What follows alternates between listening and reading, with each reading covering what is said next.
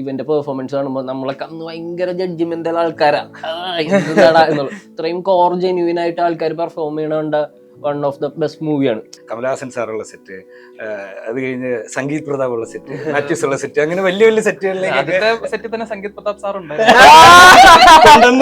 ഈ convincing trend വന്നു തുടങ്ങിയപ്പോ, പക്ഷെ അതിനൊക്കെ മുമ്പ് നമ്മളെപ്പോഴും അത് പറഞ്ഞ് ചമ്മനൊക്കെ ഞങ്ങളൊക്കെ സെറ്റിലൊക്കെ പറയായിരുന്നു ഈ ട്രെൻഡ് തന്നെ ഈ ആക്സിഡന്റിന് ശേഷം മുമ്പ് അറിയാമായിരുന്നു ആക്സിഡന്റ് നടക്കും. അല്ല അങ്ങനെയല്ലേ കൈ ഇങ്ങനെ പിടിക്കുമ്പോ പോലും ഫൈറ്റ് മാസ്റ്റേഴ്സിന്റെ അവരുടെ ടീം പിടിക്കുമ്പോ നമുക്കത് ചിലപ്പോ പറ്റില്ല. എനിക്കൊക്കെ പറ്റാറില്ല. ഡാൻസിൽ നമുക്ക് ഏറ്റവും കൂടുതൽ സാധാരണ നമ്മൾ സ്റ്റേജിൽ കളിക്കുന്ന പോലെ അല്ല. നമ്മൾ കാണുമ്പോ ഒറ്റ സീക്വൻസ് ആയിട്ടാണ് ഇത് കാണുന്നതെങ്കിലും ഒരു സ്റ്റെപ്പ് നമ്മൾ കളിക്കുന്നത് ഇവരതിന്റെ ഏറ്റവും വലിയ കോർഡിനേഷനും സിങ്കും ഒക്കെ കറക്റ്റ് ആക്കാൻ വേണ്ടി റിപ്പീറ്റ് ടേക്സ്. മലയാളത്തിലെ പ്രഗത്ഭരായ 3 സകല കലാ വല്ലഭരാണ് ഇപ്പൊ എന്റെ മുമ്പിലുള്ളത്. ഓക്കെ, എനിക്ക് അഭിനയം മാത്രമേ പിന്നെ എന്തെങ്കിലുമൊക്കെ ഉണ്ട്.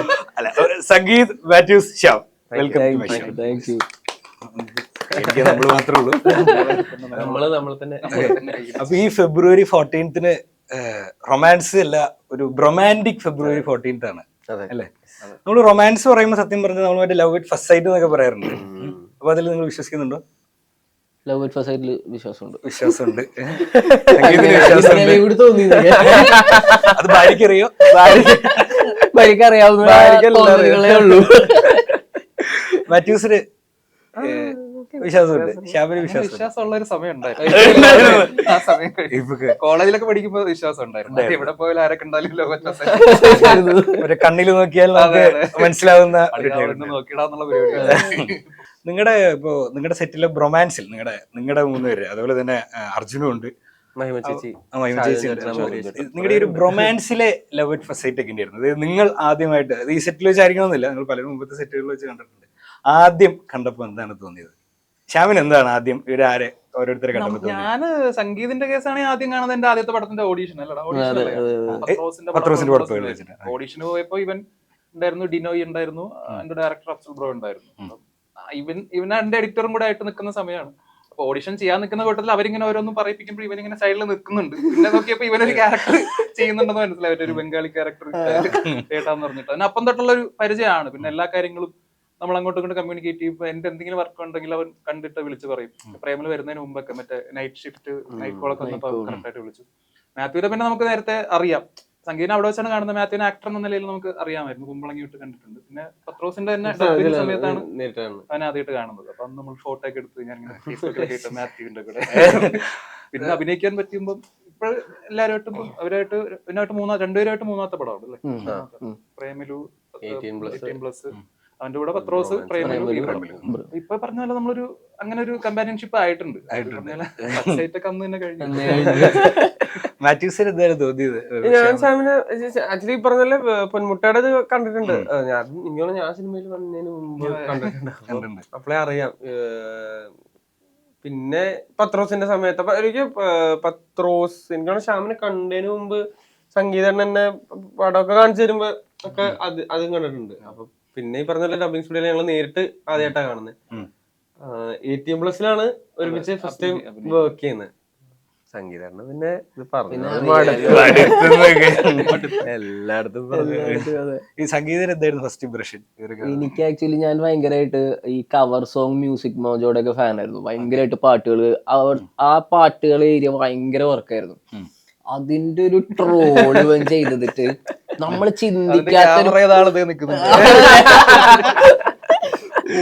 ഞാൻ മറ്റേ നമ്മുടെ ദിവസം ഒരു 10 വട്ടമൊക്കെ എനിക്ക് തോന്നുന്നു. ഞാൻ റീൽസ് പിന്നീടൊക്കെ നമ്മൾ ഒരുപാട് കണ്ട് ഒരു റീൽ ഒരു വട്ടം കണ്ടു നിർത്തുന്ന അവസ്ഥയിലേക്ക് എത്തിയല്ലോ. അന്നൊക്കെ മറ്റേ ഒരു ഉച്ചക്ക് ഇത് വൈകുന്നേരം ഇവന്റെ പാട്ട് റീൽ ഇങ്ങനെ കാണുമായിരുന്നു.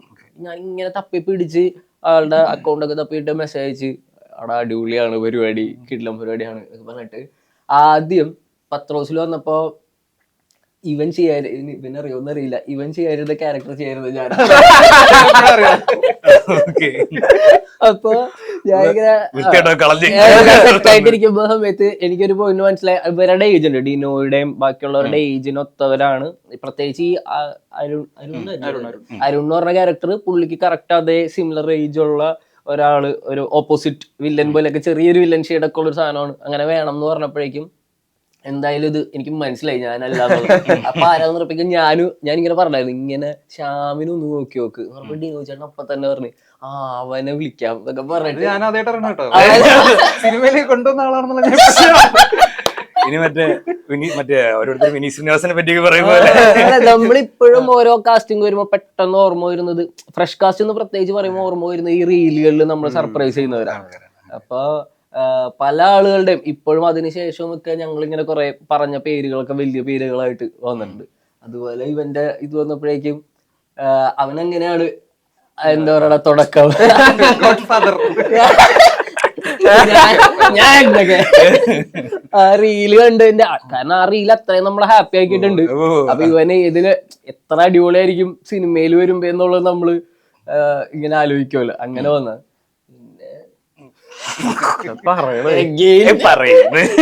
ഞാൻ ആദ്യം വരുമ്പോ പോലെ കുമ്പളങ്ങിയൊക്കെ കണ്ടിട്ട് പയ്യനല്ല കുമ്പളങ്ങി സംഗീതം കണ്ടപ്പോ ചേട്ടനാന്ന് തോന്നിയിരുന്നു. അന്ന് എനിക്ക് ഇത്തിനോട് ചേട്ടൻ ആറ്റിറ്റ്യൂഡ് ഉണ്ടായിരുന്നു. ഞാൻ ആ കുമ്പളങ്ങി കണ്ടിട്ട് എനിക്ക് കഴിഞ്ഞ കുറച്ച് ദിവസങ്ങൾ മുമ്പും ഞാനും വൈഫും കൂടി പടം കണ്ട. അപ്പൊ ഇവന്റെ ഒരു ഫസ്റ്റ് ഷോട്ടൊക്കെ ഉണ്ട്, അവൻ വന്ന് കിടന്ന് മീൻകറി വെച്ച് ഊഞ്ഞാലിൽ കിടക്കുന്ന നൈറ്റ് പടം എഴുതി കാണിക്കുന്ന അവിടെ. ലൈക്ക് ഞാൻ അന്ന് കാണുമ്പോ ഇവന്റെ പെർഫോമൻസ് കാണുമ്പോ നമ്മളൊക്കെ അന്ന് ഭയങ്കര ജഡ്ജിമെന്റൽ ആൾക്കാരാ എന്നുള്ളത്. പക്ഷെ അത്രയും അവൻ ജെന്യുവിൻ ആയിട്ട് ആ സാധനം, ആ പടം മൊത്തം പെർഫോമൻസസ് ഇത്രയും കോർ ജെന്യുവിൻ ആയിട്ട് ആൾക്കാർ പെർഫോം ചെയ്യണ വൺ ഓഫ് ദ ബെസ്റ്റ് മൂവിയാണ്. എനിക്ക് പെർഫോമൻസസ് ആണ് ആ പടത്തിലെ ഏറ്റവും ഭയങ്കര സർപ്രൈസിങ്. അപ്പൊ എനിക്ക് അന്ന് തുടങ്ങിയ ഇവനെ ഭയങ്കര കാര്യം.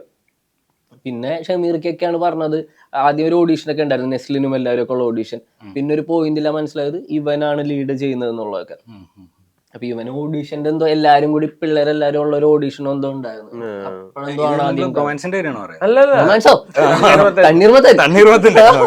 ആദ്യമായിട്ട് കണ്ടതല്ലേ നെസ്ലിനൊക്കെ ആരെങ്കിലും റൊമാൻസിൽ ഓഡീഷൻ ചെയ്യോ? അടുത്ത ഓഡീഷൻ 5 വർഷം മുമ്പുള്ള ഓഡീഷന്റെ കാര്യം പറയണേ. ഡിസ്കണക്ട് ആയില്ല, കുഴപ്പമില്ല. ഞങ്ങൾക്ക് ശീലമായി ഇപ്പൊ ചോദ്യം ചോദിക്കുന്നവര് ഉത്തരം പറയുമ്പോൾ ഡിസ്കണക്ട് ആയി. അപ്പൊ 5 വർഷം മുമ്പ് 18-19 തോന്നുന്നു. അപ്പോഴാണ് കാണുന്നത് ഇവനെയും നെസ്ലിനെയും ഫ്രാങ്കോനെയും എല്ലാരെയും കാണുന്നത്. ഇപ്പൊ ബോയ്സ് ഗ്യാങ് എല്ലാരും ഉണ്ടായിരുന്നു അതിനകത്ത്. അങ്ങനെയാണ് ആദ്യം കാണുന്നത്. പിന്നെ ഞങ്ങള് തൊട്ടടുത്ത റൂമിലായിരുന്നു. അങ്ങനെ ഭയങ്കര തണ്ണീർമത്തല്ലേ ഏറ്റവും അടുത്ത ക്ലോസ് ഫ്രണ്ട്സ്. എപ്പോഴും ഈ അടുത്തടുത്ത റൂമുള്ളവരായിരിക്കുമല്ലോ ക്ലോസ് ഫ്രണ്ട്സ്. അങ്ങനെ ഞങ്ങള് വിധിയുടെ വിളയാട്ടം ഒരുമിച്ച് റൂമിലാക്കി. ഇപ്പൊ ശ്യാമിന്റെ കേസ് ഇതുപോലെ തന്നെ പറയുമ്പോ ഞാനും നൈറ്റ് ഷിഫ്റ്റ് ആണ്.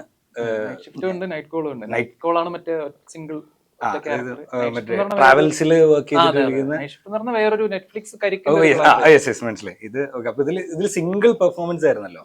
അപ്പൊ പിന്നീട് അത് കഴിഞ്ഞ് ആ ഒരു പൊൻകുട്ടികളാണ് ഇപ്പൊ ഡിജിറ്റലിന്റെ സെറ്റ് എന്ന് പറയുമ്പോൾ എൻറ്റയർലി ഡിഫറെന്റ് ആണ്. ഡിജിറ്റൽ സെറ്റ് എന്ന് പറയുമ്പോൾ നമ്മൾക്ക് ഇത്രയും പേരൊക്കെ ഉള്ള പോലെ എന്റെ കുറച്ചും കൂടെ കൂട്ടിയൊരു പരിപാടിയായിരിക്കും. പക്ഷെ അത് കഴിഞ്ഞ് വലിയ വലിയ സെറ്റുകളിലേക്ക് വരാൻ തുടങ്ങിയപ്പോൾ ഇപ്പൊ കമലഹാസൻ സാറുള്ള സെറ്റ്, അത് കഴിഞ്ഞ് സംഗീത് പ്രതാപ് ഉള്ള സെറ്റ്, മാത്യൂസ് ഉള്ള സെറ്റ്, അങ്ങനെ വലിയ വലിയ സെറ്റുകളിലേക്ക് സെറ്റിൽ തന്നെ സംഗീത് പ്രതാപ് സാർ ഉണ്ട്. സംഗീതമായതുകൊണ്ട് അപ്പൊ അത് അപ്പൊ ശരിക്കും ആ ഒരു അന്നത്തെ ഒരു എക്സ്പീരിയൻസ് ഇവിടെ വന്നപ്പോ എങ്ങനെയെങ്കിലും ഒക്കെ ഉപകരിച്ചിട്ടുണ്ടോ? ഉറപ്പായിട്ടും ഉണ്ട്. കാരണം ഈ പൊന്മുട്ട ചെയ്തത് ഭയങ്കര ഒരു എന്താ പറയാ മറ്റേ ഇതായിരുന്നു, വേക്കപ്പ് കോൾ പോലെ ആയിരുന്നു. അതിനു മുമ്പ് നമ്മള് അത്ര സീരിയസ് ആയിട്ടൊന്നും ഈ പറഞ്ഞ പോലെ കണ്ടന്റ് ഒക്കെ ചെയ്യുമ്പോഴും വെറുതെ ഇരിക്കും എന്തെങ്കിലും ആലോചിക്കും. ഇപ്പം നമ്മൾ അങ്ങനെ ആലോചിച്ചിട്ടൊക്കെ ചെയ്ത ഒരു സാധനമാണ് ഈ പറഞ്ഞ ചവർ സോങ് എന്ന് പറഞ്ഞൊരു സാധനം. പിന്നെ കോവിഡ് ആയതുകൊണ്ട് ആർക്കും പ്രത്യേകിച്ച് ഒരു പണിയില്ലാണ്ട് എല്ലാവരും വീട്ടിലിരിക്കുന്നത് കൊണ്ട് തന്നെയാണ് ഈ സാധനം കുറെ കൂടെ വൈറൽ ആയതെന്ന് തോന്നുന്നു. അപ്പൊ അതുപോലെ ആയിരുന്നല്ലേ ഈ യൂട്യൂബ് ചാനൽ തുടങ്ങിയ സമയത്ത് നമ്മൾ ഇപ്പൊ ഈ പറഞ്ഞ പോലെ ചെറിയ 1-2 ക്യാമറയൊക്കെ വെച്ച്, ഒരു ക്യാമറ വെച്ച് നമ്മൾ തന്നെ ഇറങ്ങി എവിടെയെങ്കിലും, നമുക്കൊരു ഓഫീസ് ഉണ്ടായിരുന്നില്ല, പനമ്പള്ളി നഗറിൽ അങ്ങോട്ടും ഇങ്ങോട്ടും നടക്കും, ഡിസ്കസ് ചെയ്യും നമ്മളെല്ലാരും കൂടെ. അങ്ങനെയൊക്കെ ചെയ്തതാണ്. അതെന്തോ ഒരു 2019 ആയപ്പോൾ 1-2 എപ്പിസോഡുകൾ ഭയങ്കരമായിട്ട് വൈറലായി. ഹരിത ഒക്കെ വന്നതിന് ശേഷം കുറച്ച് പരിപാടികളൊക്കെ കുറച്ചുകൂടെ ക്വാളിറ്റി നമ്മൾ കൂട്ടാൻ തുടങ്ങി. അപ്പൊ ശരിക്കും സീരിയസ് ആയിട്ട് അതിന്റെ ആസ്പെക്ടുകൾ നമ്മൾ മനസ്സിലാക്കി തുടങ്ങി. ഫിലിം മേക്കിംഗ് പോലെ തന്നെ ആണല്ലോ, നല്ലൊരു ബേസിക് തന്നെയാണല്ലോ. അപ്പൊ അത് ശരിക്കും ഈ പറഞ്ഞ പോലെ പത്രോസിന്റെ ലൊക്കേഷനിൽ പോയപ്പോൾ ഹെൽപ്പ് ചെയ്തിട്ടുണ്ട്. പിന്നെ അവിടെ അത്രയ്ക്ക് ഈ പറഞ്ഞ പോലെ എല്ലാം നമ്മുടെയൊക്കെ ഒരു ഇത് വൈബുള്ള ആൾക്കാരായിരുന്നു. ഇവരാണെങ്കിലും ഡിനോയ് ആണെങ്കിലും ഡയറക്ടർ ആണെങ്കിലും ഒക്കെ കുറച്ച് സീനിയേഴ്സ് ഉണ്ടായിരുന്നു. ജോണി ആന്റണി സാറ്, സുരേഷ് കൃഷ്ണ സാറൊക്കെ ഉണ്ടായിരുന്നു. അതും ഷറഫിക്ക. അപ്പൊ ആ ഒരു എക്സ്പീരിയൻസ് നമുക്ക് കിട്ടി അവരുടെ കൂടെ ഒക്കെ. അപ്പൊ സുരേഷ് കൃഷ്ണ സാറിനൊക്കെ നമുക്ക് കാണുമ്പോഴേ അന്ന് ആയിട്ടില്ല, കൺവിൻസിംഗ് പരിപാടി ആയിട്ടില്ല. ഈ ജോണി സാറുമായിട്ടൊക്കെ കൂടുതൽ കോമ്പിനേഷൻ ഉണ്ടായിരുന്നു, സുരേഷ് കൃഷ്ണ സാറുമായിട്ട് അധികം ഉണ്ടായിരുന്നില്ല. കൂടുതൽ ഇവരായിട്ട് തന്നെ ആയിരുന്നു. ഡിനോയ്, രാഹുൽ, രഘു, പിന്നെ മറ്റേ അവനൊക്കെ അജയ് ഒക്കെ. ഈ കൺവിൻസിംഗ് ട്രെൻഡ് വന്നു തുടങ്ങിയപ്പോ പക്ഷെ അതിനൊക്കെ മുമ്പേ നമ്മളെപ്പോഴും അത് പറഞ്ഞ് ഞങ്ങളൊക്കെ സെറ്റിലൊക്കെ പറയായിരുന്നു ഈ ട്രെൻഡ് തന്നെ. സംഗീത പണ്ട് തൊട്ടേ കാര്യങ്ങൾ മുൻകൂട്ടി കാണുന്ന ഒരു ഇതാണല്ലേ വേറൊരു. ഇപ്പൊ നിങ്ങള് മൂന്നുപേരും എന്ന് പറയുമ്പോ ഇപ്പൊ ഈ പറഞ്ഞ പോലെ പലതരത്തിലുള്ള സെറ്റുകളിലേക്ക് പോയി. ഇപ്പൊ മലയാളം ഭേദിച്ച് തമിഴിലേക്ക് പോകുന്നു, പിന്നെ ബോളിവുഡിലേക്ക് ഞാൻ അടുത്ത് ഉടനെ ഉണ്ടാവട്ടെ. അപ്പൊ ഇതൊക്കെ കഴിഞ്ഞിട്ട് ഇപ്പൊ ഇങ്ങനെ ഒരു സിനിമ വരുമ്പോൾ ഈ സിനിമയുടെ ട്രെയിലർ തന്നെ നമുക്ക് കാണുമ്പോൾ അറിയാം, ഭയങ്കര ജില്ലായിട്ടിരിക്കുന്ന, ഭയങ്കര കളർഫുൾ ആയിട്ട് ഒരുപാട് യങ്സ്റ്റേഴ്സും അതുപോലെ തന്നെ സീനിയർ ആക്ടേഴ്സൊക്കെ ഒരുമിച്ചൊരു ഭയങ്കര കോമ്പിനേഷനിൽ വരുന്നൊരു സിനിമയാണ്. അപ്പോൾ ഇങ്ങനെ പല ആൾക്കാരിങ്ങനെ ഒരുമിച്ച് കൊണ്ടുവരുമ്പോൾ ഒരു ശരിക്കും അവരുടെ ഇടയിൽ ഒരു ബ്രോമാൻസ് തോന്നണമല്ലോ, ആ ഒരു കെമിസ്ട്രി തോന്നണമല്ലോ. അപ്പൊ അതിന് വേണ്ടിയിട്ട് അഡീഷണൽ ഒരു എഫേർട്ടിന്റെ ഒരു ആവശ്യം ഇല്ല, വേണ്ടി വന്നിട്ടില്ല. നമ്മളാ ഗോ വിത്ത് ഫ്ലോ പറഞ്ഞ പോലെ നമ്മളൊക്കെ ഓൾറെഡി ADJ ആണെങ്കിൽ നമ്മളൊക്കെ ADJയോടെ സംഗീതമാണ് ആദ്യമായിട്ട് ADJയോടെ അല്ലേ നമ്മൾ നേരത്തെ വർക്ക് ചെയ്തിട്ടുണ്ട്. നമ്മളല്ലാണ്ട് നമ്മൾ വർക്ക് ചെയ്തിട്ടുണ്ട്. പിന്നെ ആ വിഷയം എല്ലാവർക്കും അരുണിനെ പറ്റിയല്ലേ പറയുന്നത്? എന്തോ ADJ എല്ലാവരും എന്തെങ്കിലും ഒരു കംഫർട്ട് സോൺ ഈ സെറ്റിൽ തന്നെ ഉണ്ടാവും. അർജുൻ ചേട്ടന്റെ കൂടെ ഒന്നും വർക്ക് ചെയ്തിട്ടില്ല, പക്ഷെ ഞാൻ പറഞ്ഞും 2-3 വട്ടം ഇതിന് മുമ്പ് കണ്ടിട്ടുണ്ട്. മാഹിമ ചേച്ചി ആണ് കമ്പാരിറ്റീവ്ലി ഇവര് പിന്നെ ഇവർക്ക് പരിചയമുണ്ടായിരുന്നു. ഷാജോൻ ചേട്ടൻ പിന്നെ നമ്മുടെ ലെവലിലേക്ക് ഇറങ്ങി. നമുക്ക് ആദ്യം പറഞ്ഞൊരു ടെൻഷൻ, സീനിയർ ആണ്, ഭയങ്കര സീനിയർ. ഞങ്ങള് വണ്ടിയിലെ സീൻ എടുക്കുമ്പോ ഞങ്ങൾ ഇങ്ങനെ എന്തെങ്കിലുമൊക്കെ പറഞ്ഞ് ഇങ്ങനെ ബഹളം പറയും. ഞാനിങ്ങനെ ആലോചിച്ചു, ഷാജോൻ ചേട്ടൻ പോലെ ഒരു ദിവസം ഒരു മണിക്കൂർ പുള്ളി കൗണ്ടർ അടിക്കുക. ഇതിന്റെ ഇടയിൽ വലിയൊരു ചരിത്രപരമായ ഒരു അപകടമൊക്കെ നടന്നായിരുന്നു. അപ്പൊ നമ്മള് ട്രെയിലർ കാണുമ്പോൾ ഏകദേശം നമുക്ക് മനസ്സിലാവുന്നുണ്ട് അതിന്റെ കാരണമൊക്കെ എന്തായിരുന്നു. അല്ലല്ല, അത് പക്ഷെ വേറൊരു നടന്ന സംഭവമേ വേറെ. ആ സീനാണ്, പക്ഷെ നടന്ന സംഭവം ഷൂട്ട് ചെയ്തിട്ടില്ല. ആക്ച്വലി അപ്പൊ നമ്മൾ ഷൂട്ടിങ്ങിന്റെ സമയത്ത് നമുക്ക് ഇത്തരം ഇപ്പൊ നിങ്ങള് ഇപ്പൊ ഒരു സൈഡ് റോളുകളിൽ നിന്ന് ഇപ്പൊ മെയിൻ ലീഡ് റോളുകളിലേക്കൊക്കെ ഇങ്ങനെ വന്നോണ്ടിരിക്കണം. അപ്പോ ഷൂട്ടിംഗ് സമയത്ത് ഉണ്ടാവുന്ന ഇങ്ങനത്തെ അപകടങ്ങൾ അങ്ങനത്തെ കാര്യങ്ങളെ പറ്റിയൊക്കെ ചിന്തിച്ചിട്ടുണ്ടോ നേരത്തെയോ? ആക്സിഡന്റിന് ശേഷം ആക്സിഡന്റിന് മുമ്പ് അറിയാമായിരുന്നു ആക്സിഡന്റ് നടക്കും. അല്ല അങ്ങനെയല്ലേ ഇത്രയും റിസ്ക് എടുത്ത് പരിപാടിക്ക് ഇതിനകത്തോട്ട്? അല്ല, നമ്മള് അത് ചെയ്യുമ്പോ ഒട്ടും റിസ്കി ആയിട്ടുള്ള സംഭവമേ ആയിരുന്നില്ല. അതൊരു ആക്സിഡന്റ് ആയിരുന്നു. കാരണം അതൊരു ഇപ്പൊ സിനിമ അന്ന് പറഞ്ഞത് ഞാൻ തന്നെ റിപ്പോർട്ടിലൊക്കെ വായിച്ചായിരുന്നു, എന്തോ ചേസ് സീൻ ഷൂട്ട് ചെയ്യുമ്പോഴൊന്നൊക്കെ.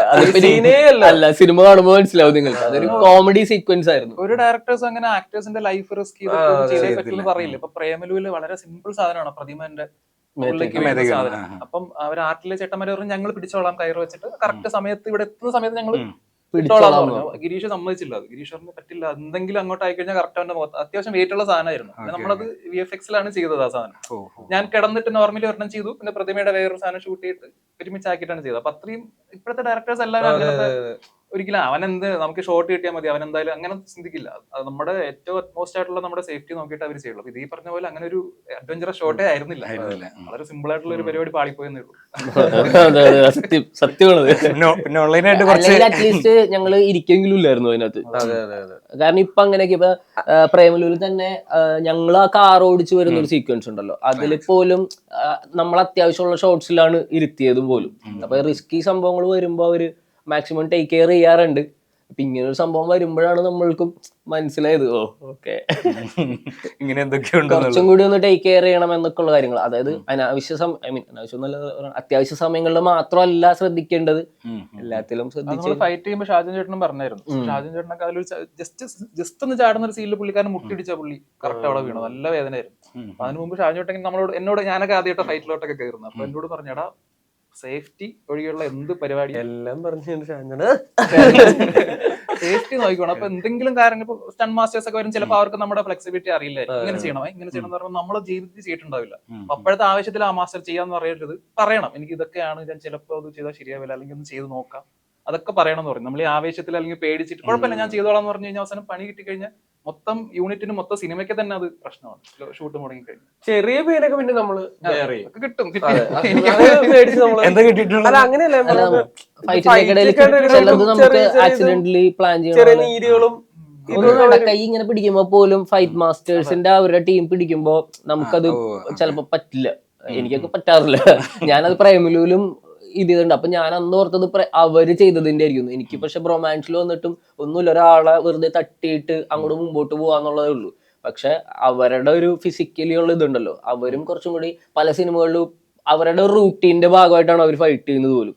അപ്പൊ നമ്മളിത് പോയി ചെയ്യുമ്പോൾ പിന്നെ ഇത് ഒരു വട്ടമല്ലല്ലോ, വീട്ടിൽ കഴിഞ്ഞ് നിർത്തുമല്ലോ, പിന്നെ കണ്ടിന്യൂസ് ആയിട്ട് ഒരു 7-8 ടേക്ക് ഒക്കെ പോകുമ്പോ നല്ല രസമായിരിക്കും. ടൈമിങ് എവിടെയെങ്കിലും ഒന്ന് മാറിപ്പോയി കഴിഞ്ഞാലൊക്കെ പരിപാടി മാറും. പടം ഇറങ്ങിയതിനു ശേഷം അതിനകത്ത് ക്യാരവൻ ഒരു വീഡിയോ എടുത്തിട്ടുണ്ട്. ഒരു ഫൈറ്റ് കഴിഞ്ഞ് നമ്മൾ ഇങ്ങനെ വളർന്ന് റോപ്പ് പരിപാടിയൊക്കെ ഭയങ്കര പാടാ. വൻ പരിപാടികൾ കുറെ ഇതിനകത്ത് ചെയ്തു വെച്ചിട്ടുണ്ട്. അങ്ങനെയല്ല, ട്രെയിലറിൽ കണ്ടിട്ടുള്ള സാധനം കുറെ അങ്ങനത്തെ പരിപാടികളൊക്കെ.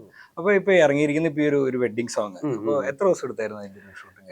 വെഡിങ് സോങ് ഇറങ്ങിയേക്കുന്നത് ആക്ച്വലി ഒരു പ്രൊമോ, ഡാൻസ് മാത്രമായിട്ടുള്ള ഒരു ഇതാ. അത് ആക്ച്വലി നമ്മൾ അങ്ങനെയും കൂടെ ഒന്ന് പ്ലാൻ ചെയ്തെടുത്താ ശരിക്കും പടത്തിൽ അത് തന്നെ ഒരു മേജർ സീക്വൻസ് നടക്കുന്ന ഒരു സ്ഥലം ടുവേർഡ്സ് ദ എൻഡ്. സ്റ്റോറി ഉണ്ട് ക്ലൈമാക്സിൽ ഡാൻസിനുപരി ആ ഒരു സെറ്റിങ്ങിൽ നടക്കുന്ന ഒരു പ്ലേ പരിപാടി ഉണ്ട്. അപ്പൊ അത് എല്ലാം കൂടെ കൂട്ടി എനിക്ക് തോന്നുന്നു ഒരു 5 ദിവസം. എനിക്ക് തോന്നുന്നത് പടത്തിലെ തന്നെ മറ്റേ ബിൽഡപ്പ് ആവരുത്. സ്റ്റിൽ ഞാൻ പടം കണ്ടപ്പോ ആസ് ആൻ ഓഡിയൻ ഞാൻ ഏറ്റവും കൂടുതൽ എൻജോയ് ചെയ്ത ഒരു സീക്വൻസ് ആയിരുന്നു ആ സോങ്, ആ ഒരു എപ്പിസോഡ്. കഷ്ടപ്പാടുണ്ടായിരുന്നു, മഴ വന്ന് മഴ കാരണം കുറെ പ്രശ്നം ഉണ്ടായിട്ടുണ്ട്. ലൊക്കേഷൻസ് മാറി, പ്ലാൻ ചെയ്ത സ്ഥലങ്ങൾ മാറി. അപ്പൊ നിങ്ങൾ 3 പേരും മറ്റേ ഡാൻസിലേക്ക് എല്ലാ മാച്ചസ് മുമ്പ് ഈ പറഞ്ഞ പോലെ ഗോൾഡൻ സ്പാരോ ഒക്കെ ആയിട്ട് പിന്നെ ഓൾറെഡി ട്രെൻഡിങ് ആയിരുന്നു. നിങ്ങൾ എല്ലാവരും കൂടെ ഒരുമിച്ചൊരു ഡാൻസ് നമ്പർ ഞാനില്ല ഇതിനകത്ത്, രക്ഷപ്പെട്ടു. അപ്പൊ എങ്ങനെയായിരുന്നു ഒരു ഡാൻസിങ് എക്സ്പീരിയൻസ്? അർജുന അശോകനൊക്കെ തുടക്കത്തിൽ ഒന്ന് ചാടിയൊക്കെ വീഴുന്നുണ്ട്. അർജുൻ ചേട്ടൻ ഭയങ്കര എഫേർട്ട് എടുത്തിട്ടുണ്ട് ടോട്ടൽ സീക്വൻസിൽ. അതും എനിക്ക് തോന്നുന്നു ഫസ്റ്റ് ഒരു സെറ്റ് ഓഫ് സ്റ്റെപ്സ് ഉണ്ടല്ലോ, ലോങ് ടേക്ക് പരിപാടിയൊക്കെ. ലോങ് ടേക്ക് പരിപാടി മാത്രമല്ല, അതിനു മുമ്പ് അതെന്തോ ഒരു രാവിലെ 2 മണിക്ക് 3 മണിക്ക് എടുത്തേക്കണേ. അതിനു മുമ്പ് വേറെ കുറെ നേരം കളിച്ച് ലിറ്ററലി ഇരിക്കുമ്പോഴാണ് പുതിയ സ്റ്റെപ്പ് പോയി പഠിച്ചിട്ട് ആ എനർജിയില് പുള്ളി അത് കളിച്ചേക്കണം. ഭയങ്കര പരിപാടിയാ. ഈ ഡാൻസിൽ നമുക്ക് ഏറ്റവും കൂടുതൽ സാധാരണ നമ്മൾ സ്റ്റേജിൽ കളിക്കുന്ന പോലെ അല്ല. നമ്മൾ കാണുമ്പോൾ ഒറ്റ സീക്വൻസ് ആയിട്ടാണ് ഇത് കാണുന്നതെങ്കിലും ഒരു സ്റ്റെപ്പ് നമ്മൾ കളിക്കുന്നത് ഇവരതിന്റെ ഏറ്റവും വലിയ കോർഡിനേഷനും സിങ്കും ഒക്കെ കറക്റ്റ് ആക്കാൻ വേണ്ടി റിപ്പീറ്റ് ടേക്സ് ഫോക്കസ്. അപ്പൊ നമ്മളൊരു ഡാൻസ് ഒരു സ്റ്റേജില് 5 വട്ടം കളിക്കുന്നു എന്ന് ആലോചിക്കേ. അപ്പൊ 5ാമത്തെ വട്ടം ആവുമ്പോഴേക്കുള്ള നമ്മൾ ഒരു വീക്ക് എനർജി എല്ലാം പോയിട്ടുള്ള ഒരു സംഭവം ഉണ്ട്. ക്യാമറ മൂവ്മെന്റ് എല്ലാം കറക്റ്റ് ആവണം. നമ്മള് പിന്നെ ആരെങ്കിലും ഒരാള് തെറ്റിച്ചത് എല്ലാരും ഒന്നും കൂടി. അപ്പൊ നിങ്ങൾ അങ്ങോട്ടും ഇങ്ങോട്ടും എന്തെങ്കിലുമൊക്കെ പറയുമല്ലോ. അവസ്ഥയില് ഞാനത് കേട്ടെ, എല്ലാരും കേട്ടോ, ഞങ്ങളെല്ലാരും നിങ്ങൾ അങ്ങോട്ടും ഇങ്ങോട്ടും പറയും, അങ്ങോട്ടും ഇങ്ങോട്ടും പറയും. ഓക്കെ. ഇപ്പൊ നമ്മള് മലയാളം അങ്ങോട്ടും ഇങ്ങോട്ടൊക്കെ പറയാം, വേറെ ആരുടെ പോയി പറയാൻ പറ്റില്ല. ഇപ്പോൾ മലയാളത്തിൽ നമ്മൾ ഓരോ കാലഘട്ടത്തിൽ ഇങ്ങനെ ഒരു സെറ്റ് ഓഫ് ചെറുപ്പക്കാരുടെ കഥകൾ ഇങ്ങനെ മനോഹരമായിട്ട് വന്നു പോയിട്ട് കാര്യങ്ങളുണ്ട്. ഇപ്പോൾ ഇൻഹരിയർ നഗറൊക്കെ എടുത്തു കഴിഞ്ഞാലും അപ്പൊ അതേപോലെ ഒരു കൂട്ടുകെട്ട് നമുക്ക് ഈ സിനിമയുടെ ട്രെയിലറിൽ കാണാൻ പറ്റുന്നുണ്ട്. അപ്പോൾ ഇതൊരു പിന്നെ അധികം നമ്മൾ ടൈറ്റിൽ വൈസ് അധികം ഫെമിലിയർ അല്ലാത്ത ഒരു ടൈറ്റിലാണ് ബ്രോമാൻസ് എന്ന് പറയുന്നത്, മലയാളത്തിൽ എസ്പെഷ്യലി. അപ്പോൾ ഇതൊരു ഫ്രണ്ട്ഷിപ്പിന്റെ കഥയാണോ അതോ ഇതിനകത്തൊരു ബ്രദർഹുഡ് ആണോ, എങ്ങനെയായിരിക്കും? ഞങ്ങള് ബ്രദേഴ്സ് ആക്ച്വലി പടത്തില്. ഞാൻ ബിൻഡോ, ഇത് ഷിൻഡോ. അപ്പൊ ഷിൻഡോ കാണാണ്ടായിട്ട് ഷിൻഡോനെ കണ്ടുപിടിക്കാൻ വേണ്ടി ഇറങ്ങുക. അപ്പൊ ബിൻഡോ ഷിൻഡോനെ കണ്ടുപിടിക്കാൻ ഷിൻഡോ കുറച്ച് കുഴപ്പമില്ല, ഒരാൾ അന്വേഷിച്ചിറങ്ങുന്നു. അല്ല, അപ്പൊ ഈ അന്വേഷണത്തിന്റെ ഇടയ്ക്ക് ഇവന് പരിചയമില്ലാത്ത കുറെ ആൾക്കാരുടെ ഒപ്പം ചേർന്നാണ് ഇവൻ എത്തിപ്പെടുന്നത് അവിടെ. ഈ പരിചയമില്ലാത്തവരുടെ കൂടെ ഒരു റൊമാൻസ് ഉണ്ടാവുകയാണ് ഓൺ ദ ഗോയില്. അതാണ് ആ ടൈറ്റിലേക്ക്. ഓക്കെ. ഇപ്പൊ നമ്മളിപ്പോ പാട്ടുകളെ പറ്റി പറയുമ്പോൾ ഇപ്പൊ നമ്മുടെ ഡയറക്ടർ രഞ്ജിത് ശങ്കർ സംഗീതത്തിനെ പറ്റി കമന്റ് ചെയ്തൊരു കാര്യമായിരുന്നു. അപ്പൊ ആര് മ്യൂസിക് സെൻസ് ആണ് ആസ് എൻ എഡിറ്റർ അങ്ങനെ പറഞ്ഞിരുന്നു. പറഞ്ഞിരുന്നു. അതായത് ഇപ്പൊ എനിക്ക് തോന്നുന്നു അതുകൊണ്ടൊക്കെ ആയിരിക്കും ചിലപ്പോ ശ്യാമിന്റെ റീലിനോടൊക്കെ ചിലപ്പോ ഒരു പാട്ടുമായിട്ട് ബന്ധപ്പെട്ട് റീൽ ആയതുകൊണ്ട് പാട്ട് ഇഷ്ടമാണ്, ഭയങ്കര ഇഷ്ടമാണ്. ഞാനും സംഗീതം ആദ്യമായിട്ട് മനസ്സിലാക്കുന്നത് ലിറ്റിൽ മിസ് റാവുത്തറിന്റെ സമയത്താണ്. നമ്മളന്ന് എഡിറ്റ്, കാരണം അത് ഭയങ്കര ഒരു റൊമാൻറ്റിക് പടമാണെങ്കിൽ അതിങ്ങനെ ഭയങ്കര ഫാസ്റ്റ് പേസിൽ പോകുന്ന ഒരു പടമായിരുന്നു. അതിന് സംസ്ഥാന അവാർഡ് കിട്ടുകയും ചെയ്തു. അപ്പൊ ശരിക്കും മ്യൂസിക് കിട്ടി അതല്ല, സംസ്ഥാന അവിടുന്ന് ഉള്ള പേര് കേൾക്കുമ്പോ ഇപ്പൊ അപ്പൊ ശരിക്കും ഒരു എഡിറ്ററിന്റെ ഏറ്റവും റിക്വയർഡ് സ്കില്ല് മ്യൂസിക് സെൻസ് ആണോ? ഒരിക്കലും അല്ല. ഏറ്റവും റിക്വയർഡ് ഒരിക്കലും മ്യൂസിക് സെൻസ് അല്ല. അത് ഉറപ്പായിട്ടും കണക്റ്റഡ് ടു മ്യൂസിക് എന്ന് പറഞ്ഞാൽ ഒരു ഋതു അറിയുക എന്നുള്ളത് തന്നെയാണ്. ഒരു സീനിന്റെയും ടോട്ടൽ ഒരു ഋതം ഉണ്ടെന്നാണ് ഞാൻ എഡിറ്റിൽ ഏറ്റവും കൂടുതൽ നോക്കാറല്ലോ. എല്ലാത്തിനും ഒരു ഋതമുണ്ട്. നമ്മൾ സംസാരിക്കുന്നതിനാണെങ്കിലും ഒരു ഷോട്ടിനാണെങ്കിലും നമ്മൾ ട്രെയിനിലൊക്കെ പോകുന്ന സമയത്ത് ഈ പോകുന്ന സൈഡിലുള്ള മരങ്ങൾക്ക് ഒരു ഋതം ഫീൽ ചെയ്യാറുണ്ട് നമുക്ക്. അപ്പൊ ആ ഋതമാണ് എനിക്ക് ഏറ്റവും ഡ്രൈവിംഗ് ഫോഴ്സ് ആയിട്ട് വരാറ്. അങ്ങനെ നോക്കിയാൽ ആ മ്യൂസിക്കായിട്ട് കണക്ട് ചെയ്യാം. അല്ലാണ്ട് ഇപ്പോ ഈ സീനിന് ഈ ടൈപ്പ് ഓഫ് മ്യൂസിക് വേണം എന്നുള്ള സെൻസ് അത്യാവശ്യമല്ല. ബട്ട് അങ്ങനത്തെ ഒരു മ്യൂസിക് സെൻസ് ഉണ്ടെങ്കിൽ നമുക്ക് ചിലപ്പോൾ സീനിന്റെ ടോട്ടൽ മൂഡിനെ മാറ്റാൻ പറ്റും, അല്ലെങ്കിൽ മൂഡിനെ ഏറ്റവും പെർഫെക്റ്റ് ആക്കാനും ഡ്രൈവ് ചെയ്യാനൊക്കെ പറ്റും. ഓക്കെ, നമുക്ക് ഇനിയുണ്ടല്ലോ ഇപ്പൊ നിങ്ങൾ എന്താണെങ്കിലും ഒരു ബ്രോമാൻസ് മൂഡിലാണ് നിൽക്കുന്നത്. അപ്പൊ നമുക്കൊരു ഒരു ഒരു ഒരു ബ്രോസ്കി റൗണ്ടിലേക്ക് പോകാം. ഞാൻ ഓരോ കാര്യങ്ങൾ ചോദിക്കും. അപ്പൊ ഇതിൽ ബ്രോസ്കി പാറ്റന്റ് ഉണ്ട്.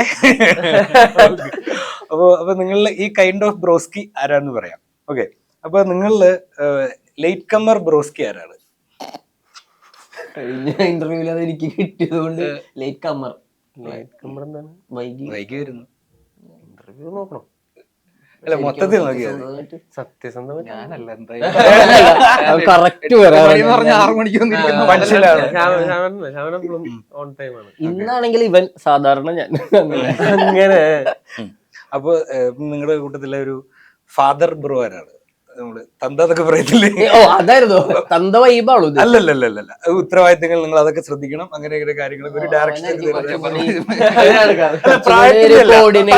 വൈബ് തന്ത കോർഡിനേഷനും റെസ്പോൺസിബിലിറ്റി ഒക്കെ ഉള്ള ആളാണെങ്കിൽ കണ്ടില്ല ഇപ്പൊ അവന് 8 മണിന്ന് പറഞ്ഞ ഇതില്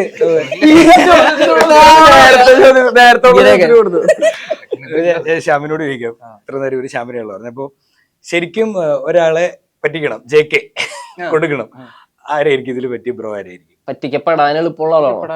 പറ്റിക്കാൻ ഒരാളെ പറ്റിക്കണം. ഇല്ല, രണ്ടുപേരും അങ്ങനെ പറ്റിക്കാൻ എളുപ്പമുള്ള ആൾക്കാർ. അതല്ല, ഒരാളെ പറ്റിക്കാൻ പ്രാങ്ക് ചെയ്യാനായിട്ട് കൂട്ടുപിടിക്കണം. അതിന് ആരായിരിക്കും?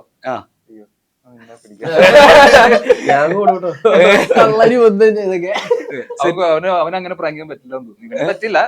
കുറച്ചുകൂടെ ചിരി വരുമായിരിക്കും, കുറച്ചുകൂടെ നിഷ്കളങ്കനാണെന്ന് അത് വെച്ച്. നിങ്ങളില് ഡയലോഗ് തെറ്റിക്കുന്ന ബ്രോ ആരാണ്? അതിപ്പോ എല്ലാരും ഉണ്ട്. എന്നാലും ഞാനും കൂടുതൽ തെറ്റിച്ചു പോവാറുണ്ട്. ടെൻഷൻ ബ്രോ ആരാണ്? ടെൻഷൻ എനിക്കാ തോന്നുന്നു. എല്ലാവർക്കും അതിൻ്റെതായിട്ടുള്ള ടെൻഷൻസ്, വ്യത്യസ്ത സാഹചര്യങ്ങളിൽ വ്യത്യസ്ത ടെൻഷൻസ്. ടെൻഷൻ എന്ന് പറഞ്ഞാൽ ചിലപ്പോ ഫസ്റ്റ് ഡേ ഷൂട്ടിന് വരുമ്പോൾ ടെൻഷൻ ആയിരിക്കാം, ചിലപ്പോ ഒരു സീനിയറിന്റെ കൂടെ അഭിനയിക്കുമ്പോൾ ടെൻഷൻ ആയിരിക്കാം. എനിക്ക് ഫസ്റ്റ് ഡേ ഒക്കെ ഈ പടത്തിൽ ഭയങ്കര പ്രശ്നമാണ്. അല്ലെങ്കിൽ ചിലപ്പോ ഒരു പർട്ടിക്കുലർ സീന് ചിലപ്പോ ടെൻഷൻ. പ്രേമലൂല് നമ്മളെ ക്ലൈമാക്സിന് മുമ്പുള്ള ടെറസിലെ സീന് നമ്മൾ പറഞ്ഞ് ടെൻഷൻ ആക്കി വെച്ചിട്ടുണ്ട്. ഭയങ്കര ഇമ്പോർട്ടന്റ് സീനാണ് അങ്ങനെ. ഓക്കെ, അപ്പൊ ഇതേപോലെ ഈ കൂട്ടത്തില് ഹോം സിക്ക് ആരാണ്? ഞാൻ ഭയങ്കര ഹോം സിക്ക് ആണ്.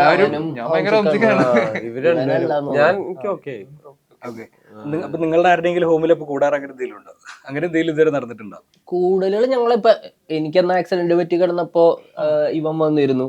അല്ലാണ്ട് മാത്യു ഇടക്ക് വീട്ടിൽ വന്നിട്ടുണ്ട് പല സമയത്ത്. ഞാൻ മാത്യുവിന്റെ വീട്ടിൽ പോയിട്ടുണ്ട്. അവന്റെ അടുത്തേക്ക് പോയിട്ടില്ല ഇതുവരെ. എല്ലാ തവണ ഞങ്ങളങ്ങോട്ട് വരാട്ടോ എന്ന് പറയാനാണ് വൈഫും ഞാനും കൂടി. ഓക്കെ, പിന്നെ ഈ കൂട്ടത്തില് നിങ്ങള് ഒരു അത്യാവശ്യ ഘട്ടത്തില് ഒരാൾക്ക് ഹെൽപ്പ് ചെയ്യണം. അപ്പോ ആരായിരിക്കും അതിന് സപ്പോർട്ടിന് വിളിക്കുക? അത് വഴിയിൽ പെട്രോൾ തീർന്നു പോയി, ആരെ വിളിക്കും? 2 പേരെ വിളിച്ചിട്ട് 3 പേരെ വിളിച്ചിട്ട് കാര്യമുണ്ടാവില്ല. അതൊന്നും തോന്നില്ല. കിട്ടാൻ പാടാണെന്നൊക്കെ. ഫോൺ എടുക്കാത്ത ആളാരാ? കൂട്ടത്തിൽ ഫോൺ എടുക്കാത്ത ആളാരാ? എല്ലാരും അങ്ങനെ വിളിച്ചിട്ട് കിട്ടാതെ വരുന്ന സിറ്റുവേഷനും വന്നിട്ടില്ല. വിളിക്കുമ്പോ ഒരു വട്ടം എടുത്തില്ലെങ്കിലും തിരിച്ചു വിളിക്കാറുണ്ട് അങ്ങോട്ടും ഇങ്ങോട്ടും കേട്ട് എല്ലാരും.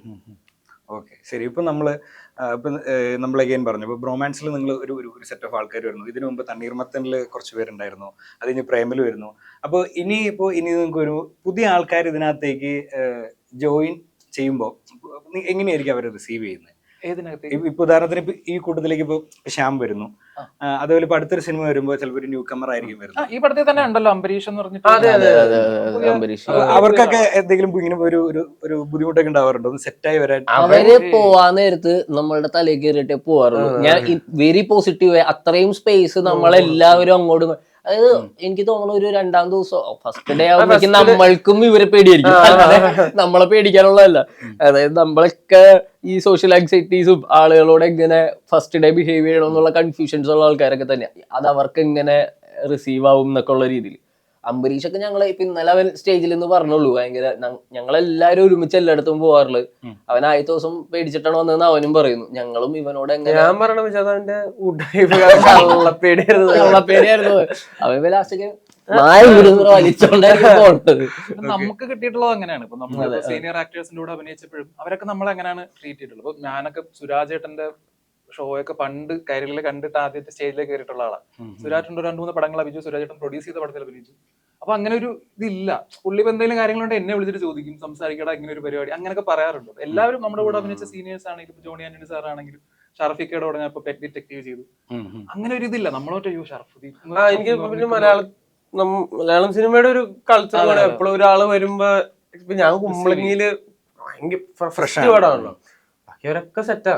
അവരതിനു മുമ്പ് സിനിമയിൽ ഷെയ്ൻ ബാസി സോബിക്കൊക്കെ പറവൊക്കെ കഴിഞ്ഞ് അവര് ഭയങ്കര ഇതായിട്ടിരിക്കുന്ന സമയത്താണ് എന്നെ അതിട്ട് ഇൻവോൾവ് ചെയ്യിപ്പിച്ച ഒരു ഇതുമില്ല, പാടാ നീ എന്നുള്ള ഭയങ്കര നമുക്ക് ഭയങ്കര കംഫർട്ടിങ് ആണ്. പ്രത്യേകിച്ച് പെർഫോം ചെയ്യുമ്പോൾ ആ സ്പേസ് കിട്ടുക എന്ന് പറഞ്ഞാൽ ഭയങ്കര അടിപൊളിയാണ്. അല്ലെങ്കിൽ നമുക്കൊരു ടെൻഷനും കാര്യങ്ങളും പെർഫോമൻസിനെയും അത് ബാധിക്കും. ഇപ്പോൾ ഇനിയിപ്പോൾ February 14th ബ്രോമാൻസ് റിലീസ് ആകുമ്പോൾ അത് കപ്പിൾസിനുള്ളതാണോ സിംഗിൾസിനുള്ളതാണോ? കപ്പിൾസിനും പറ്റും, സിംഗിൾസിനും പറ്റും. സന്തോഷിക്കാനും ചിരിക്കാനും ആഗ്രഹമുള്ള എല്ലാവർക്കും പറ്റും. ഡിപ്രഷൻ അടിച്ചിരിക്കുന്നവർക്ക് ചിലപ്പോൾ ഡിപ്രഷൻ മാറ്റാനും ഹെൽപ്പ് ചെയ്തേക്കാം. അപ്പൊ ഈ ഒരു February 14th എങ്ങനത്തെ ഒരു വൈബ് ആയിരിക്കും തിയേറ്ററിൽ? ട്രെയിലറിൽ കണ്ട വൈബ് എന്തായാലും പടത്തിലുണ്ട്. എന്തായാലും കുറച്ചും കൂടെ വേണമെങ്കിൽ കൂടും എന്തായാലും. അപ്പൊ ട്രെയിലർ ഇഷ്ടപ്പെട്ടിട്ടുണ്ടെങ്കിൽ ഡെഫിനറ്റ്ലി പടം ഇഷ്ടപ്പെടും. അതെ, ഒരു സെക്സൻട്രിസിറ്റി ഉള്ള ക്യാരക്ടേഴ്സ് ആണ് എല്ലാവരും ഇതിനകത്ത്. കുറച്ച് ആ ട്രെയിലറിൽ കാണുമ്പോഴാണെങ്കിലും ഭയങ്കര ഷൗട്ടിങ്ങും കാര്യങ്ങളൊക്കെ ഉണ്ട്. അപ്പൊ ആ ഒരു മീറ്ററിലാണ് പടം ഹൈ ഓൺ എനർജിയിലാണ് നിൽക്കുന്നത്. അപ്പൊ എനിക്കൊന്ന് മറ്റേ ഇരുന്ന് നമ്മൾ മറ്റേ മുഷിഞ്ഞ് അങ്ങനെ ഒരു രീതിയിലാവില്ല എന്ന് തോന്നുന്നു. ഇപ്പൊ നമ്മള് 2024 എന്ന് പറയുന്നത് മലയാള സിനിമയ്ക്ക് ഒരു നല്ല വർഷമായിരുന്നു. അപ്പൊ ആ സിനിമയുടെ പ്രത്യേകിച്ച് ഫസ്റ്റ് ഹാഫിലൊക്കെ വന്നൊരു ഒരു ടോക്ക് ഉണ്ടായിരുന്നു, ഈ പറഞ്ഞ പോലെ സ്ത്രീകളുടെ ഒരു മെജോറിറ്റി പുരുഷ കേന്ദ്രീകൃത സിനിമകളാണ് വരുന്നത് എന്നുള്ളത്.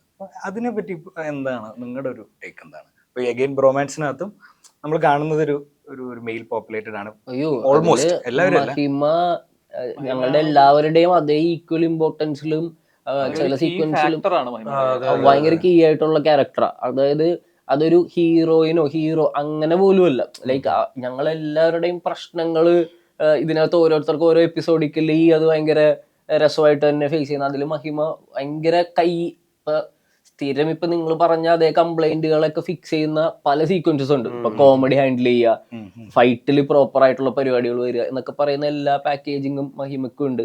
അത് പിന്നെ പ്രേമലൂല് വരുമ്പോഴേക്കും മമിതയാണെങ്കിലും അഖിലയാണെങ്കിലും അത് ടേക്ക് ഓവർ ചെയ്തതാണ്. അപ്പൊ അങ്ങനെ അതത് സിനിമകൾക്ക് എന്തൊക്കെ കഥാപാത്രങ്ങൾ ആവശ്യമുണ്ടോ അവർ വരുന്നത് തന്നെ ആയിരിക്കും ഏറ്റവും നന്നായിട്ട് കഥ. എല്ലാ ഇൻഡസ്ട്രിയിലും പറയുന്നത് മലയാള സിനിമയിലാണ് ഏറ്റവും നല്ല കഥകൾ വരുന്നത്. അല്ല നമുക്കിപ്പോ അല്ലെങ്കിൽ സൂക്ഷ്മദർശിനി നോക്കി കഴിഞ്ഞാലും മനസ്സിലാവും. അല്ല പിന്നെ ഒരു റൈറ്റർ പെർസ്പെക്റ്റീവിലോ ഡയറക്ടർ പെർസ്പെക്റ്റീവിലോ അവര് നമുക്ക് ഇങ്ങനെ ഒരു ഫീമെയിൽ ക്യാരക്ടറിന് അല്ലെങ്കിൽ ഒരു കഥ ഉണ്ടാവുമ്പോ ഇത് ഫീമെയിൽ ക്യാരക്ടർ വേണം എന്നും പറഞ്ഞ അങ്ങനെ എഴുതല് പോസിബിൾ അല്ലല്ലോ. അവരിപ്പോ പിന്നെ ഈ കഥ ഒറിജിനേറ്റ് ചെയ്ത് തന്നെ ഒരു പെർട്ടിക്കുലർ സ്പേസിൽ നിന്നായിരിക്കും. അപ്പൊ അവിടെ പ്ലേസ് ചെയ്യാൻ പറ്റുന്ന ആൾക്കാരെയും ക്യാരക്ടേഴ്സിനെയാണല്ലോ നമുക്ക് ഫോഴ്സ്ഫുള്ളി അങ്ങനെ ചെയ്തിട്ട് അങ്ങനെയല്ലല്ലോ നമ്മൾ. മെയിൽ ഡോമിനൻസ് ആഘോഷിക്കപ്പെടുന്ന സിനിമകൾ ഏറ്റവും കുറവുള്ള ഒരു സമയമാണെന്നാണ് എനിക്ക് തോന്നുന്നത്. ഒരു പക്ഷേ കുറച്ചും കൂടെ ഫീമെയിൽ ഇമ്പോർട്ടൻസ് ഉള്ള സിനിമകൾ വരാനായിട്ട് ഫീമെയിൽ റൈറ്റേഴ്സും മേക്കേഴ്സും കുറച്ചും കൂടെ മുമ്പോട്ട് വന്നു കഴിഞ്ഞാൽ അതൊരു സൊല്യൂഷൻ ആവുമെന്ന് തോന്നിയിട്ടുണ്ട്? അങ്ങനെയാണെങ്കിൽ സൂക്ഷ്മദർശിനി ഉണ്ടാവില്ലല്ലോ. സൂക്ഷ്മദർശിനിയുടെ റൈറ്റേഴ്സും മേക്കേഴ്സും എല്ലാം ഈ പറഞ്ഞ ജിതിഞ്ഞാടൻ, പിന്നെ ഷൈജുക്ക, പിന്നെ അതിന്റെ റൈറ്റേഴ്സ് ഒക്കെ പേര് ഞാൻ വിട്ടു അവരുടെ ഒക്കെ. അങ്ങനെ ഇല്ല. ഇപ്പൊ നമ്മള് 22 ഫീമെയിൽ കോട്ടയം ശ്യാമേട്ടനും ആഷികേട്ടനും ഒക്കെയാണ്. മായനദി ഭയങ്കര സ്ട്രോങ് ക്യാരക്ടർ അല്ലേ. അപ്പൊ എല്ലാ ക്യാരക്ടേഴ്സിലും ഇപ്പൊ പ്രേമലു വരുമ്പോ ഗിരീഷേട്ടന്റെ ഫീമെയിൽ ക്യാരക്ടേഴ്സ് നോക്കിയാൽ മനസ്സിലാവും എല്ലാവർക്കും. അനശ്വര തുടങ്ങി ഫസ്റ്റ് പടത്തിലെ ഫുൾ പടം തന്നെ പടത്തിലെല്ലാം ഒന്നും അങ്ങനെ ഫോഴ്സ് ചെയ്യാതിരിക്കുക എന്നുള്ളതാണ്. വെച്ച് എഴുതണം, എഴുത്തുകാർ അവരുടെ വഴിക്ക് വരട്ടെ, അവർക്ക് നല്ല നല്ല കഥകൾ എഴുതാൻ പറ്റട്ടെ, അല്ലാണ്ട് ഇങ്ങനത്തെ ഇത് തന്നെ വേണം അങ്ങനെ പറയാണ്ട് നല്ല കഥകൾ ഉണ്ടാവുക എന്നുള്ളതാണ്. ഇൻഡസ്ട്രി വളരുന്ന അനുസരിച്ച് തീർച്ചയായിട്ടും നല്ല കഥകൾ ഉണ്ടാവുന്നുണ്ട് കേട്ടോ. പിന്നെ നമ്മള് ഈ കഴിഞ്ഞ വർഷം ജയ ഇറങ്ങിയ ആ ഡേറ്റിലാണ് കുമാരി ജയ വേറെ ഏതൊരു പടം കൂടെ ഉണ്ടായിരുന്നു, ഉള്ളൊഴുക്ക്. ഉള്ളൊഴുക്ക് പറയുമ്പോ നോക്കിയാ എന്തോ നല്ല സിനിമകൾ. എനിക്ക് തോന്നുന്നത് ആ ഒരു സമയത്ത് മഞ്ഞുമ്മലും വന്നു. ഇതില് രണ്ടിലും അങ്ങനെ ഒരു ത്രൂ ഔട്ട് ഫീമെയിൽ ക്യാരക്ടർ ഉണ്ടായിരുന്നില്ല. ആ ഒരു സമയത്ത് വന്നതായിരിക്കും. പക്ഷെ നമ്മളൊന്ന് ചിന്തിച്ചു നോക്കി ആക്ച്വലി ആവേശവും മഞ്ഞുമലും ഒക്കെ റിയൽ ലൈഫ് ഇൻസ്പയർഡ് സ്റ്റോറീസ് ആണല്ലോ. പിന്നെ പണ്ടത്തെ പടങ്ങൾ എടുത്തു നോക്കിയാലും KG ജോർജിന്റെ ഒക്കെ പടത്തിലെ ഫീമെയിൽ ക്യാരക്ടേഴ്സ് ഒക്കെ ഭയങ്കര സ്ട്രോങ് ക്യാരക്ടേഴ്സ് അല്ലേ. അടിസ്ഥാനരഹിതമായ ചില കംപ്ലൈന്റ്സ് ആയിരിക്കാം അത്.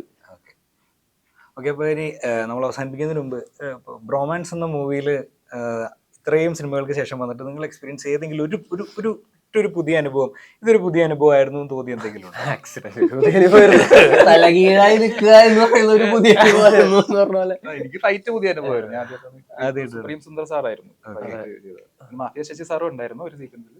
സുപ്രീം സെറ്റപ്പിൽ ഫൈറ്റേഴ്സും റോപ്പും ഒക്കെ ഞാൻ ആദ്യമായിട്ട് കാണും. എനിക്ക് റോപ്പ് ഉണ്ടായിരുന്നില്ല, ഇവനായിരുന്നു മെയിൻ ആയിട്ട് റോപ്പിലിട്ട്.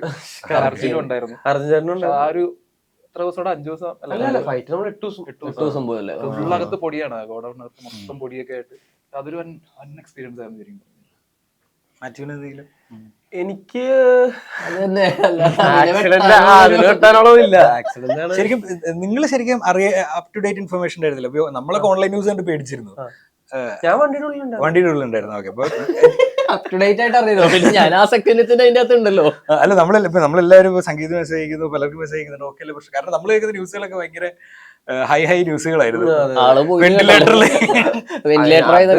അതെന്ത് പറ്റിയെന്നുള്ളത്, എങ്ങനെ പറ്റിയെന്നുള്ള ന്യൂസ് ഭയങ്കര ഹൈ ആയിരുന്നു. ഞാനും അർജുനശോകനും സംഗീത് പ്രതാപും കെമിക്കൽ അടിച്ച് വണ്ടി എടുത്ത് ഇറങ്ങി. അങ്ങനെ നേരെ നിന്നാല് നമുക്ക് ഫുൾ സ്വബോധത്തിൽ മര്യാദ അഭിനയിക്കാൻ ടെൻഷൻ അവസ്ഥയില് അഭിനയിക്കുക എന്ന് പറയുന്നത്. ഓക്കെ, അപ്പൊ എന്താണെങ്കിലും ഈ ഒരു ഫണ്ണും ജോഷും ഒക്കെ ഈ ഒരു ഫെബ്രുവരി 14 തീയതി മുതൽ കേരളത്തിലെ അല്ല ലോകമെമ്പാടുമുള്ള എല്ലാ തിയേറ്റേഴ്സിലും ബ്രോമാൻസ് മൂവി കണ്ടിട്ടുണ്ടാവട്ടെ. അപ്പൊ എല്ലാവർക്കും all the very best. Thank you.